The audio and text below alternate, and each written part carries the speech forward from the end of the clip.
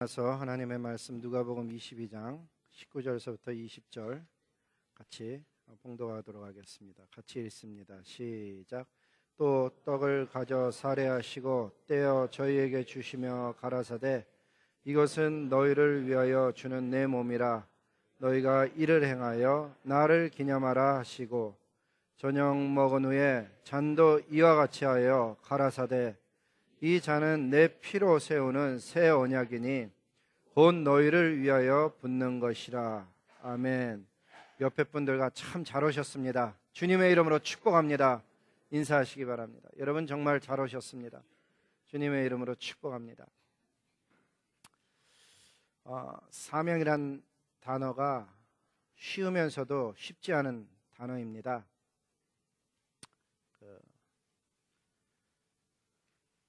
사명이라고 깨닫기는 할 수 있지만 행하는 것은, 순종하는 것은 그렇게 쉽지 않습니다. 특별히 사명은 하늘로부터 옵니다. 사명은 자기가 만들어내는 것이 아닙니다. 그리고 그 사명은 하나님께서 이루시는 것입니다. 자기의 힘으로, 자기의 능으로 하는 것이 아닙니다. 오늘 제가 나누려는 것은 그런 사명을 받은 사명자의 가장 바탕이 되는 것, 그리스도의 몸과 피를 이루며 공동체로서 그리고 하늘의 사람으로서 살아가는 이야기를 하려고 하는 것입니다. 가정으로 부름을 받았다, 직장으로 부름을 받았다, 가정이 사명지이다, 직장이 사명지이다, 학교가 사명지이다라고 이야기하기는 쉽습니다. 그런데 복음의 사명자가 되었다는 것은 그건 지혜를 필요로 하는 이야기입니다. 오늘 그 내용이 성령께서 저와 여러분 모두에게 드러내시기를 소원하는 것입니다. 아주 오래전 인류는 사단에게 속아서 행복하게 섬기며 살던 하나님을 배반하는 죄를 범했습니다. 그 결과 하나님께서 공급해 주시던 아름다운 삶, 그 아름다운 삶을 이해하는 것에 따라서 나머지 결과도 달라지지만 그 아름다운 삶, 참된 자아, 하나님과의 교제가 있던 삶을 잃어버렸습니다. 죄를 범한 인류에게 남은 것은 고통과 슬픔 그리고 사망이었습니다.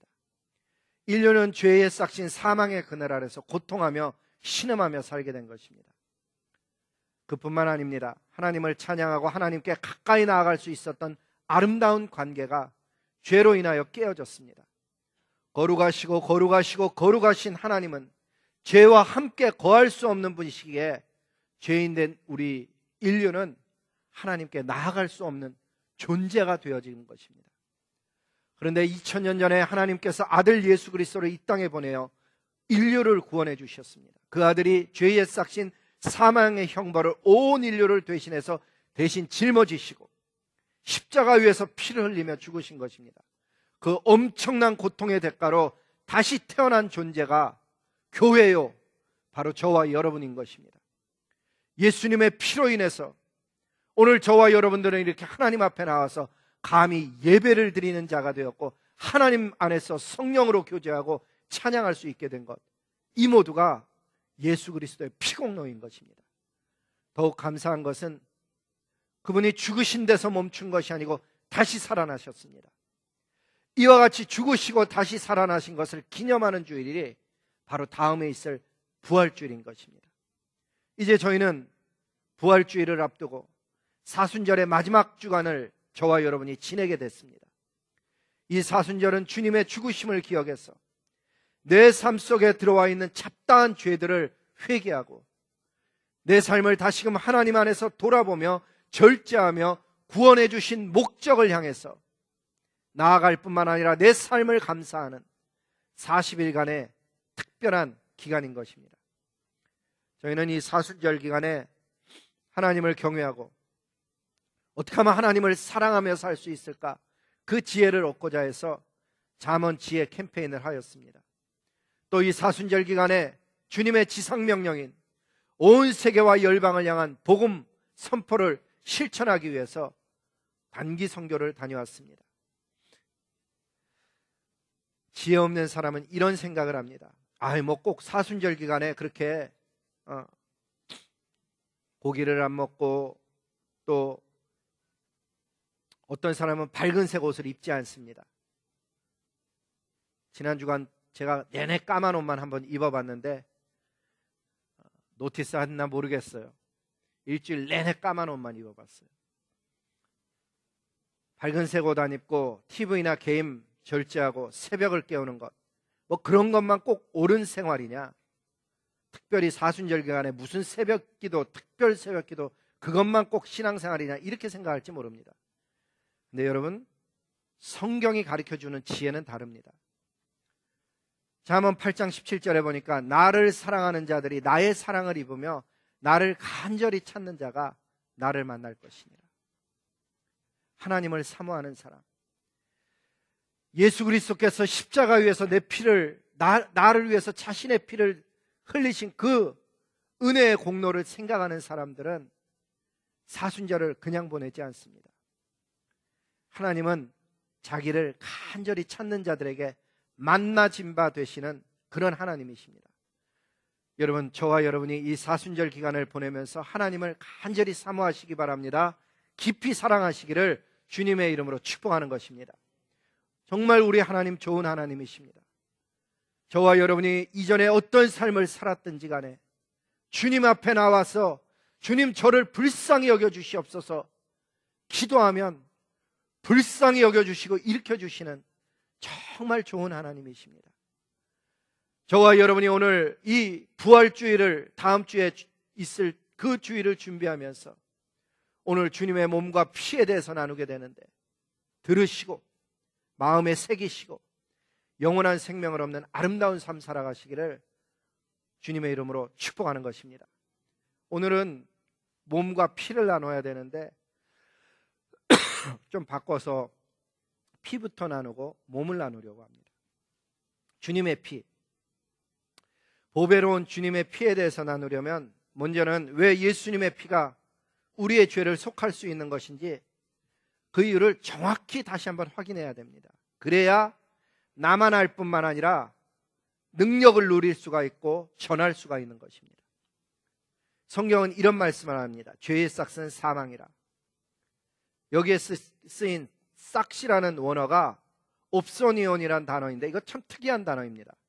그냥 샐러리가 아니고 일정한 기간마다 주어지는 군인에게 줬던 식량이나 그에 상응하는 대가였던 봉급이라고 합니다. 즉, 나라를 지키기 위해서 전투하다가 죽는다는 것을 전제로 해서 죽음의 값으로 주어지는 대가였던 것입니다. 죽음을 전제로 해서 주어지는 웨이지, 옵소니온이 오늘 본문에 죄의 싹시라고 쓰인 의미는 무엇인가 하면 죽음의 대가로 죄로 인해서 죽어가는 싹을 내면서 살아가는 것입니다. 다시 얘기하면 저와 여러분은 살아가는 이야기일 수도 있지만 죽어가는 이야기일 수도 있는 것입니다. 이 앞에 있는 꽃은 마치 살아있는 것 같습니다. 그런데 이거는 죽어가고 있는 것일 수도 있다는 사실입니다. 그렇습니다. 죄를 지으면 하나님의 정하심은 죄의 값을 치르도록 하나님께서 법을 정하셨습니다. 인류가 에덴 동산에서 자기를 만든 주인이신 창조주 하나님을 배반하고 사단에게 속아 죄를 지으며 사는 죄의 종이 되는 그 길을 택하는 순간서부터 인간은 죽어가고 있었습니다. 사망이 인류에게 임한 것입니다. 오늘 여기 앉아 계신 분 중에 나는 죽지 않을 것이라고 믿는다면 예수님, 어쩌면 관계가 그리 깊지 않을 수도 있겠습니다. 하지만 죽음 아래 있다면 반드시 죄의 문제 해결하고 예수님의 자녀 되어야, 영접하여야, 그래야 소망 있는 삶을 사는 것입니다. 죄의 대가로 인한 사망, 그것을 지불해야 되는 모탈 비잉이 된 저와 여러분의 인생 속에 주님이 죄 씻는 방법을 가지고 이 땅에 오셔서 구약에서는 이렇게 말씀했습니다. 육체의 생명은 피에 있음이라 이 피를 너희에게 주어, 내가 이 피를 너희에게 주어 이 말씀 읽을 때 기억해야 되는 것은 내가라는 단어입니다. 인류의 죄를 인하여 사망하는 것도 하나님께서 정하신 것이지만 동일하게 피를 통해서 죄 문제를 해결하고 하나님께 가까이 나아갈 수 있도록 해주신 분도 바로 그 하나님이신 것입니다. 하나님의 법을 정리해보면 이런 이야기입니다. 죄를 지으면 반드시 죽음으로 그 죄값을 치루어야 한다는 것이 하나님의 정하심입니다. 그리고 피에 생명이 있으므로 죄가 없는 다른 동물의 피를 뿌리거나 바르면은 그 죄 지은 사람의 생명을 대신해서 그 동물이 대신 죄의 값을 치르겠다는 것, 그렇게 치르고 나에게 나올 수 있다라고 하나님이 봐주신다는 것입니다. 그래서 구약 성경 읽어보면 동물 제사 얘기가 많이 나옵니다. 성경을 읽어보면 처음에는 사람들이 양을 잡고 소를 잡을 때 나 대신 죽어가는 그 동물에게 내 죄를 전가하면서 사람들이 마음 아파했습니다. 그리고 정말 하나님 앞에 나와서 마음 아파하면서 그 죄를 용서받으려 했습니다. 근데 죄를 지을 때마다 동물 잡고 또 잡고 또 잡고 하다 보니까 세월이 오래 흐르면서 어느 순간서부터 죄에 대해서 무감각해졌습니다. 무감각해질 뿐만 아니라 자신들의 죄를 속하기 위해서 잡던 동물 제사인데, 자신을 위한 거였는데 원래 의미는 사라지고 하나님이란 분이 원하니까 나와서 양 잡고 소 잡는 것으로 변화가 되어졌습니다. 하나님이 그게 얼마나 답답하셨는지 이사야 선지자를 통해서 이런 말씀하십니다. 너희의 무수한 재물이 내게 무슨 유익이 있느냐? 나는 수장의 번제와 살찐 짐승의 기름에 배불렀고 숫송아지나 어린 양이나 숫염소의 피를 기뻐하지 아니하노라. 너희가 내 앞에 보이러 오니 누가 이것을 너희에게 요구하였느냐? 내 마당만 밟을 뿐이니라.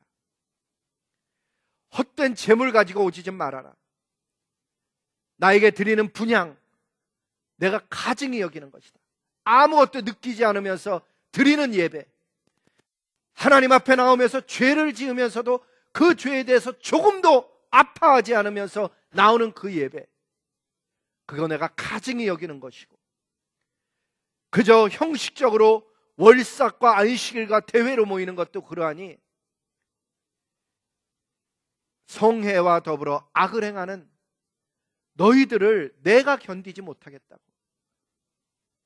내 마음이 너희의 월삭과 정한 절기를 싫어하니 그게 내게 무거운 짐이다. 내가 지기에 곤비하였느니라. 어떻게 하나님이 곤비하실까? 어떻게 하나님이 무거운 짐이라고 느끼실까? 그만큼 싫으셨다는 것입니다. 오늘날에도 마찬가지입니다. 하나님께서 그러한 이스라엘과 유다를 타민족에게 넘겨주시고 더 이상 이스라엘 돌아보지 않습니다. 뭐 남의 나라에 망하든 어떻게 되든 침묵하시면서 예수님 오시는 때까지 침묵하시는 270년의 기간을 지내십니다. 이스라엘이 아무리 고통하며 부르짖어도 더 이상 역사에 개입하지 않습니다. 물을 가르던 하나님, 반석에서 물 내던 하나님, 그 하나님이 침묵하시는 것입니다. 오늘도 우리가 하나님 앞에 나아가면서 죄 짓고 또 짓고 또 짓고 죄 짓고 형식적으로 나와서 용서해달라고 그러고 또다시 죄를 짓는 삶을 산다면 하나님 어쩌면 침묵하실지도 모르겠습니다. 세상을 보십시오, 여러분. 자신들이 왜 고통하는지를 모르며 삽니다. 종교적으로 이것저것 섬기며 눈에 보이지 않는 영원한 하나님 대신에 온갖 기괴한 것들, 무서운 형상, 거대한 모양 가진 것, 저것을 신이라 여기며 저 무서운 형상들을 섬기며 자신의 몸에 고통을 가하며 그렇게 진리를 찾지만은 그 속에 진리가 발견되지 않습니다. 자신을 창조한 분이 누군지도 모르고 이 세상에 왔다 죽어가는 그 인생들을 구원하시고자 예수님이 오신 것입니다.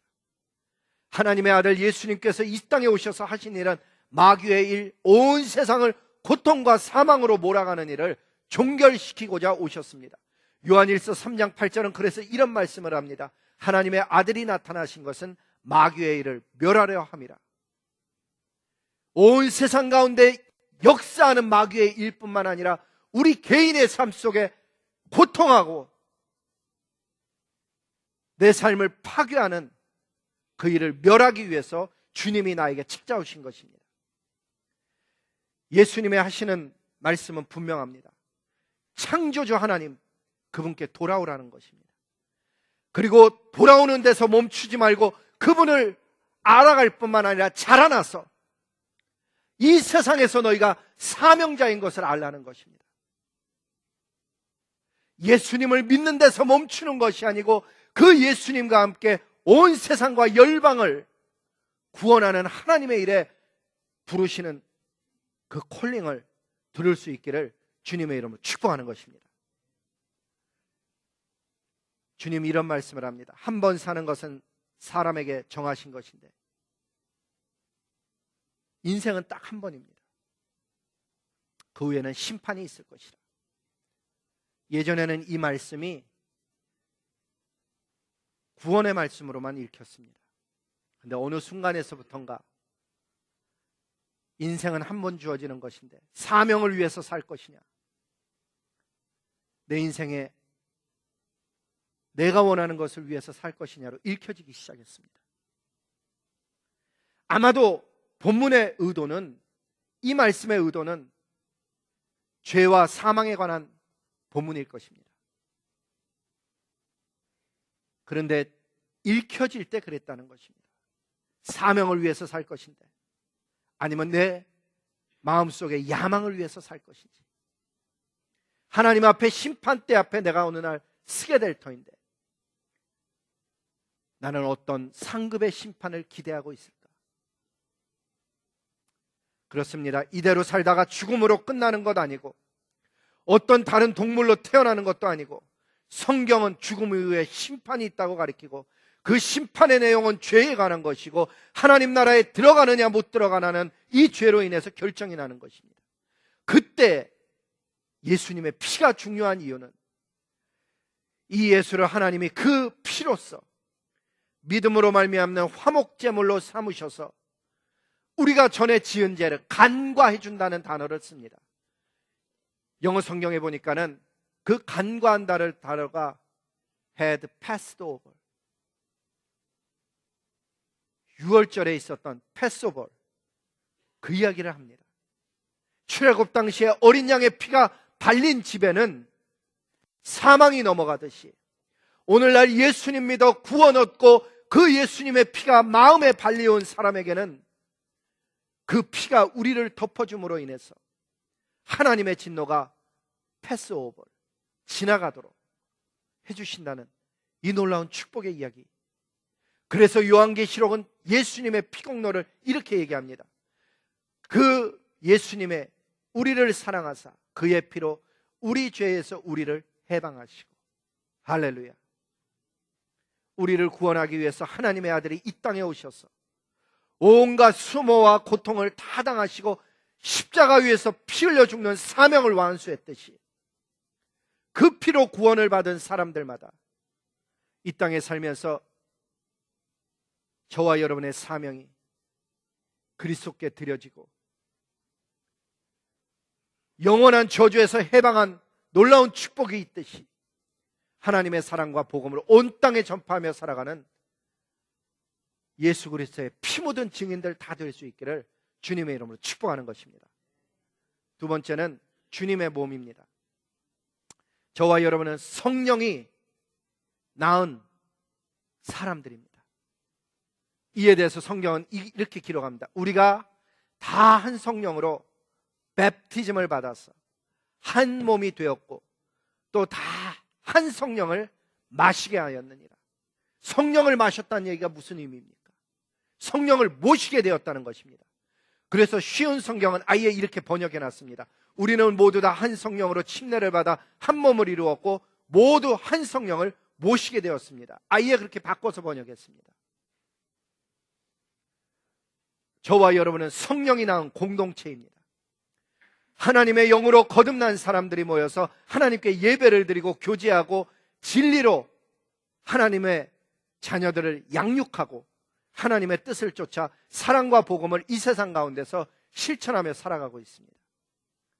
성령의 공동체인 저와 여러분들은 다양한 은사와 직분을 받아 수행하지만 주님 앞에 서면은 다 똑같은 형제이고 자매입니다. 제가 여러분과의 차이가 있다면 요 단위에 올라와 있는 것, 요만한 차이밖에 내려가면 다 똑같습니다. 형제이고 자매입니다. 그 성령 하나님께서 저와 여러분들로 하여금 사명을 주셔서 서로 돌아보며 사랑하며 섬기게 하십니다. 그래서 성령이 임한 사람은 각자의 은사를 쫓아서 하나님의 몸된 교회에서 각각 각기 다른 봉사를 합니다. 성령께서는 저와 여러분을 이 세상 가운데서 불러내어서 그냥 방치하는 것이 아니고 위대한 하나님의 나라를 보여주십니다. 그 하나님의 나라의 영광을 위해서 살라고 보여주시고 그 하나님의 나라를 본 사람들마다 더 이상 이 세상을 부러워하지 아니하고 흉내내지 아니하고 하나님 나라의 소망을 갖고 살아가게 되는 것입니다.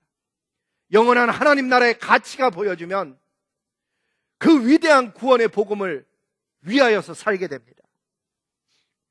근데 여러분, 이 모든 이야기의 시작은 한 질문에서부터 시작이 됩니다. 여러분, 성령으로 거듭났습니까? 여러분, 정말 성령으로 거듭난 하늘의 사람입니까? 이 질문 하나로 시작이 됩니다. 성령으로 거듭나지 않으면 비슷하게는 할 수 있는데 진짜가 되지는 못합니다. 성령으로 거듭나지 않으면 하나님 나라가 보이질 않습니다. 이 성령으로 거듭나지 않으면 하나님 나라를 들어도 보아도 전혀 감동이 되질 않고 느껴지질 않습니다. 여러분, 성령이 충만할 때를 기억하십니까? 성령이 내 안에서 역사하지 못해서 냉랭한 심령으로 예배를 드리는 그 차이점을 경험해 보셨습니까? 성경은 요한복음 3장 3절에 이런 얘기를 합니다. 진실로 진실로 내게 이르노니 사람이 거듭나지 아니하면 하나님 나라를 볼 수 없느니라. 예배 속에 임한 하나님의 나라가 보이지 않고 내 삶 속에 임한 하나님의 나라가 보이지 않고 내 직장과 사역 속에 임한 하나님의 권세와 능력과 나라가 보이지 않으니까 비슷하게 살아갑니다. 그러나 진짜가 아닌 것입니다. 여러분, 저와 여러분 성령으로 반드시 거듭나야 됩니다. 성령으로 거듭나는 것 어려운 일이 아닙니다. 저도 청소년 시절에 성령으로 거듭남에 대한 설교를 듣고 목사님께서 가르쳐 주신 그대로 했습니다. 그랬더니 성령이 제게 임했습니다.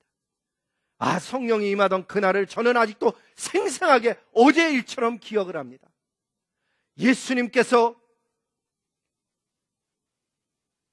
저에게 구원 주시기를 원하는 그 마음을 제가 깨닫는 다음서 그날 예수님께 제가 이런 기도를 했습니다. 주님, 저의 죄를 용서해 주시옵소서.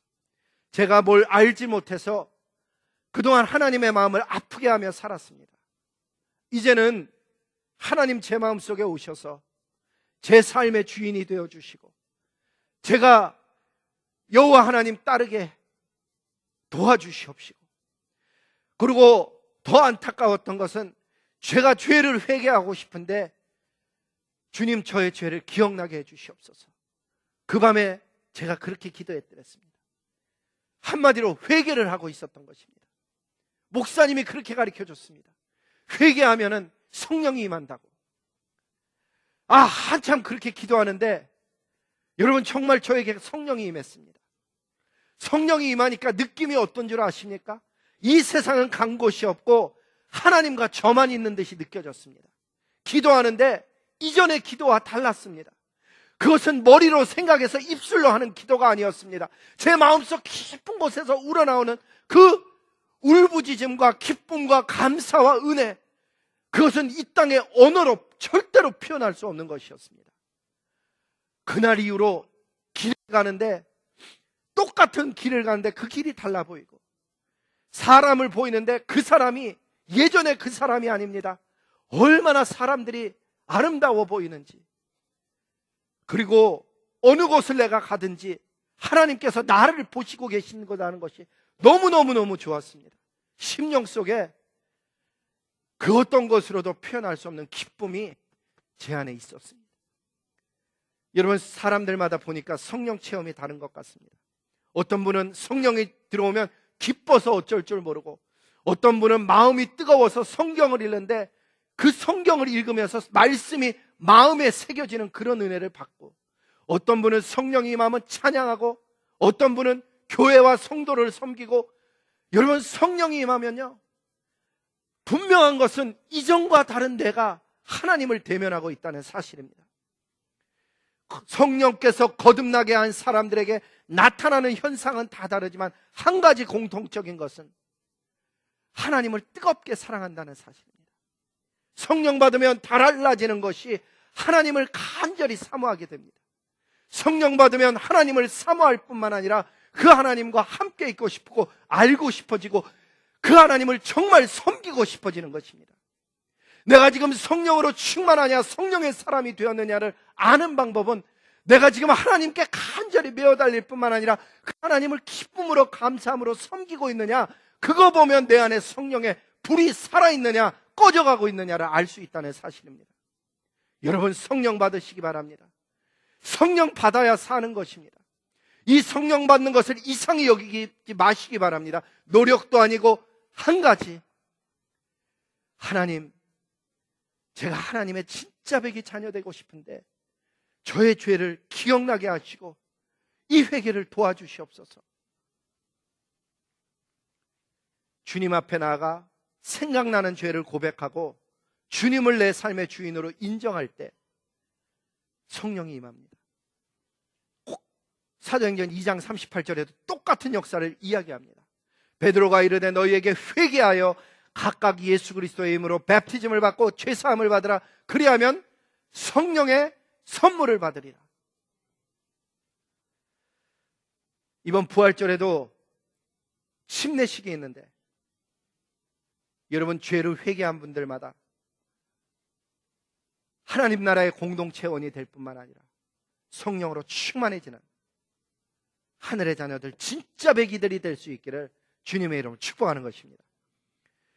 시편 103편 12절에 보니까 그런 사람들에게 무슨 일을 하시느냐, 용서해 주시는데 동이 서에서 먼 것 같이 저와 여러분의 죄를, 동과 서는 어마어마한 반대인데 그렇게 멀리 옮기셨다라고 주님 말씀해 주십니다.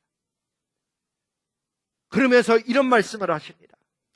아버지가 자식을 긍휼히 여김같이 자기를 경외하는 자를 긍휼히 여기시나니, 하나님께서 저와 여러분이 얼마나 연약한 존재인지, 얼마나 자주 쓰러지는지, 얼마나 정말 우리가 형편없는지 우리의 체질을 아시며 우리가 먼지뿐임을 기억하셔서 그렇게 우리의 죄가를 주께서 해결하시며 날마다 부르신다는 것입니다. 이 사순절 마지막 주간을 시작하는 오늘 이 시간, 저와 여러분이 하나님 앞에 나아가는데 영적으로 무너져 있던 분들은 오늘 이 시간에 주님 앞에 회복되기를 소원하는 것이고, 죄 가운데 무기력하게 끌려다니는 인생이 있다면 죄에서 돌아설 뿐만 아니라 사명을 회복하고 하나님 나라에 헌신할 수 있기를 소망하는 것입니다. 그리고 어느 때인가 하나님께서 사명자로 부르신 분들에게 전하기는, 여러분, 사명은 하늘로부터 임하는 것이요, 그 사명은 하나님이 이루어 오시는 것이므로 하늘에 받은 그 사명을 받은 분들마다 성령 충만함으로 하나님을 나라를 사모하여서 마지막 한 번 사는 인생인데 이 땅에서 잠시 편하게 사는 것이 아니고 부르신 사명을 따라 살다가 하나님 앞에 영광되게 쓸 수 있는 저와 여러분 다 될 수 있기를 소원하는 것입니다. 성령이 나오는 위대한 공동체, 이 교회 안에서 세상이 줄 수 없는 죄와 회개와 구원을 전하는 사명자들이 되시고, 이 교회를 통해서 온 나라와 열방 가운데 하나님의 사랑과 하나님의 복음을 전하는, 그리하여 주님 다시 오시는 날 하나님 앞에 할렐루야로 맞이하는 저와 여러분 다 되시기를 주님의 이름으로 축복합니다. 기도하시겠습니다. 거룩하신 아버지 하나님, 하늘의 사명자요, 복음의 빚진 자요, 예수 그리스도의 피 묻은 증인이요, 나라와 열방으로 나아갈 하늘의 사람들인데 이 세상 흉내내지 않게 하시고 하나님이 부르신 소명을 따라서 복음 위에 사는 지혜를 갖게 하여 주시옵소서. 그냥 사는 것과 복음을 위해서 사는 것이 어떻게 다른지를 알게 하여 주시옵시고 각 성경 공부반들을 통해서 하나님의 지혜와 사명과 하나님의 비전들이 삶 속에 적용될 수 있도록 주여 도와주시옵소서. 오늘 이 아침에도 부르신 예수님의 이름으로 감사하며 복을 빌며 기도드렸습니다. 아멘.